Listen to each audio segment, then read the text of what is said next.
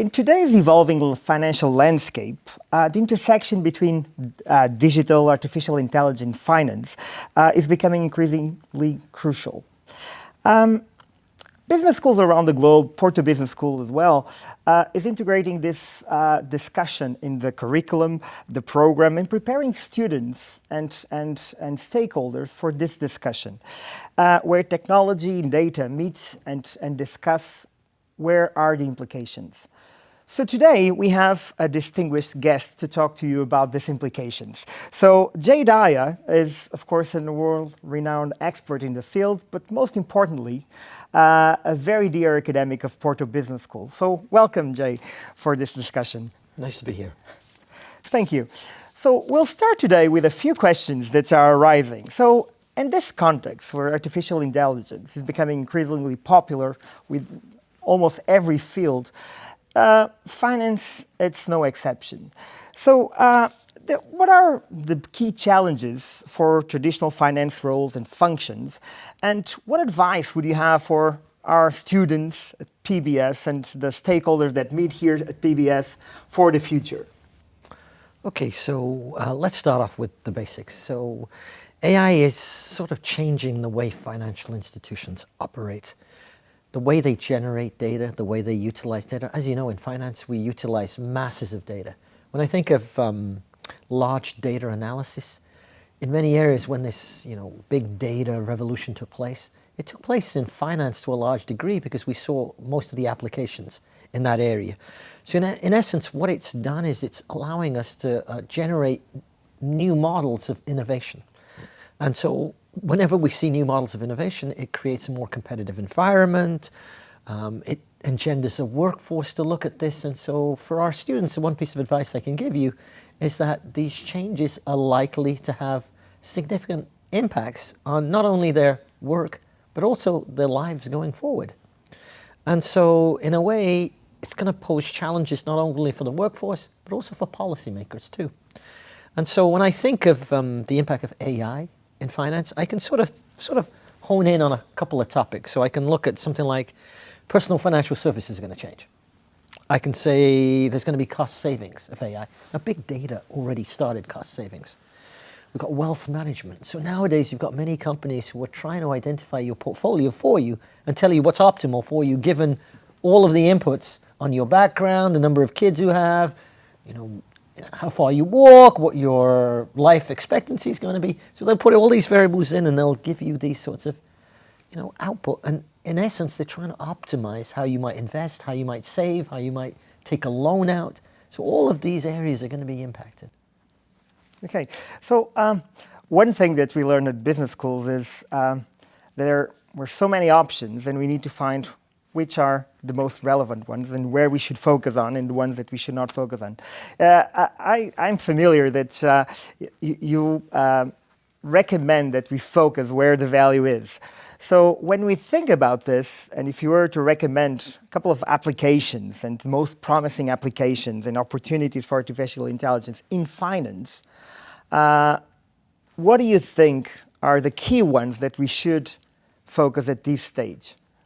So there's two that come to me straight to mind, and they're both sort of related. One's to do with cost savings of AI in finance, and the other one is really to do with automation. So when I look at those two areas, the first thing I can think of is loan processing. With big data and the revolution, we saw a lot of loan processing being done using big data. But the only drawbacks with that is that we weren't able to link time series cost sectional attributes very well, and it was all on predictive modeling. Now the models are sort of machine generated in a way. So we're now better able to price loans. We're now better able to provide competitive loans. What does that mean for the consumer? That means that there's a lower risk of default. They'll apply the loan processes to you based on your circumstances. They'll also see lower underwriting costs because we're not using human beings to do these.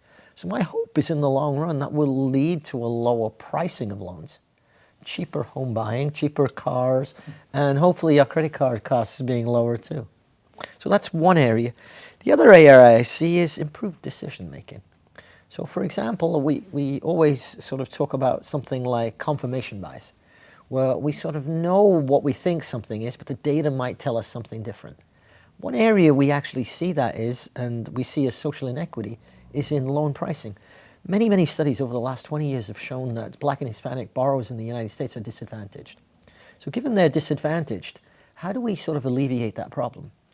One of the things that we can do is we can actually set up models within AI that adapt to these and show where loan pricing might be more efficient for Black and Hispanic borrowers, and to actually create these, what I would call micro communities, where this would be really helpful, where those little points and spreads make a huge impact on community welfare, social outlook, and equity in many ways. So I think it's not only the machine learning part, I think it's also reducing some of the inequities that we have. We can use what we know in AI, but we have to be careful. Because a lot of the times we use the data that's already out there, and that shows this problem. So we have to reprogram our models and use AI to reprogram our models to take account of this to make sure this doesn't happen. Okay, so you're mentioning the importance of AI in finance and decision making, and building a follow-up question on what you're leading in the end. There might be some ethical considerations that we should be aware of, and of course we should, as business schools and of course the finance sector, equip our students to navigate those complex ethical dilemmas and biases that we might have. Can you elaborate a bit on that? Yeah, so one of the, like I just mentioned earlier, one of the problems we have is inequity in loan financing. And it seems to be driven by race, poverty. It seems to be driven by where you live. So for example, if I'm going to go out and take a loan in the United States on my home, then if I am a Black borrower who lives in a community that is below the median poverty line, on average, I will be charged a much higher loan spread. What does that mean? That means I'll pay interest at about 1 to 1.5% more than an equivalent white family in the same income bracket in a similar zip code elsewhere. So we see that for some reason, and I believe it's a behavioral bias that is created because many of the Black and Hispanic borrowers will go to the bank still and get loans through banks where they meet people. And I think there's a people bias here. So I see discrimination that actually feels out in the forms, and that forms are then processed and the loan is then issued electronically.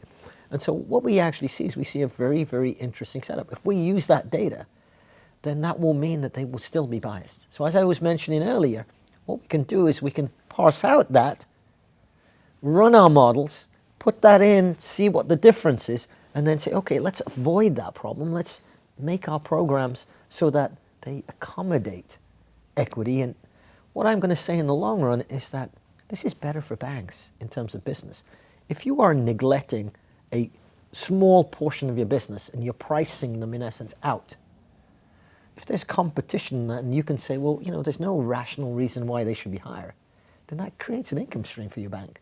So in essence, you're creating an income stream, a value generation proposal model. So I'm going to relate this to valuation too, where value will be higher.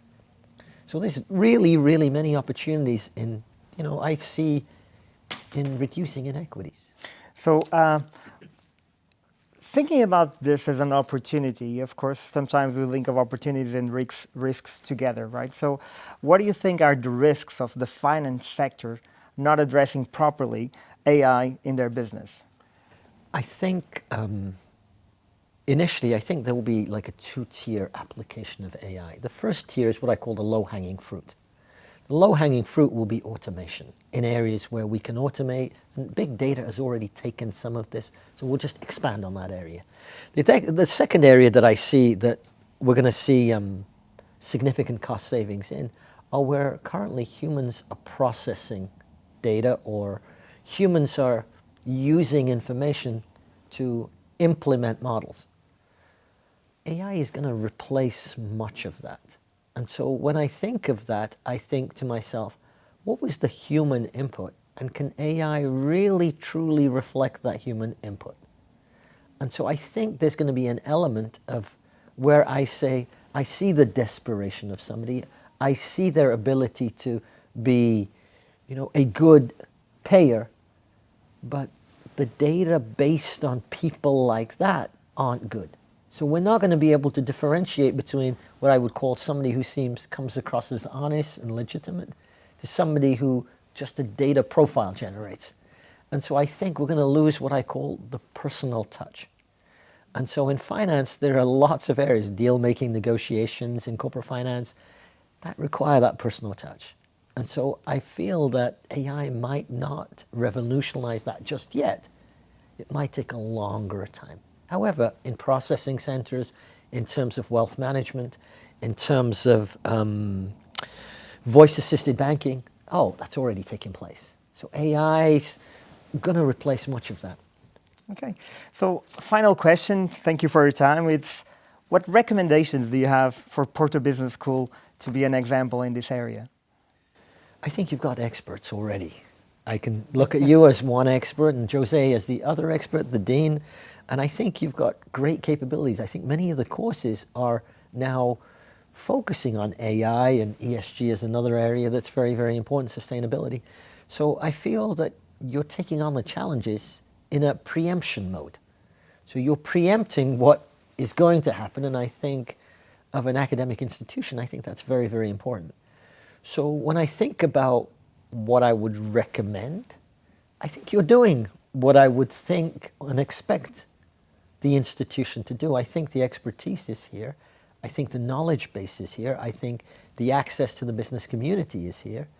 And so in many, many ways, this is a great laboratory to practice, in essence, and provide services to industry and generate the next, set of young, aspiring finance and business students to understand, the implications of AI, understand how AI might be implemented, understand, the broader 20,000-foot view versus the micro applications versus the value generating opportunities. I think these are all the things that we could focus on, and I think we are doing that here. So I'm very pleased to have this discussion with you because it's allowed me to sort of, explain to you why I'm proud of this institution and the great work it does. Thank you very much, Jay. And thank you all for watching. Future leaders, finance leaders, please thank you for being here and please join us at PBS to discuss these topics even further in the future. Thank you. Thank you, Jay. Thank you.